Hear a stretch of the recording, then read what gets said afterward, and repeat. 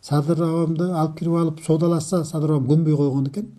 Вообще мен жокмун. Анан ошондо эжемди камайт. Эжемди камаганда эжемди сразу эле алып барып туруп СИЗО 1-ге киргизди. Анан биз андан мурун байкемди чуркап жүргөнбүз. Ошону чыгаралы деп анан аны карабай калдык уже. Аял киши түрмөгө киргенде ал тем более биринчи СИЗО 1-ге киргизип койду да аяк. Ай кишини эле тегерен ошо түрмө СИЗОдун алдында эле жүрүп калдык. Анан ошону камагандан кийин анан Садыр абама барган экен түрмөгөчү. Түрмөгө кишилер барышыптыр дагы айткан экен. Садыр мынакей түнкү 12-де келди деди. 12-лерде келип, Садыр менин мына эжеңди камалды. Эми сен отказ бер Кумтөрдөн. Азыр мына түнкү 12, мына азыр резиденцияда азыр Атамбаев күтүп отурат. Барып ошол жака жолугалы. Сен кечирим сурагын.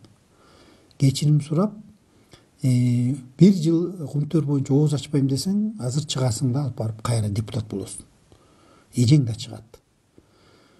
Аны кылбасамчы десе, кылбасаң ошо мени айтыптыр, иниңди камайбыз, агаңды камайбыз деген экен. Анан эми болуптур, иним го, эми гос жумуштарда иштеп жүрдү. Ага бирдеме таап, жармаштырып камасаңар окшошот. Агам эч гос жумушта иштеген эмес. Аны кантип камайсыңар десе, ай сен түшүнгөн жоксуң дагы эле дептир.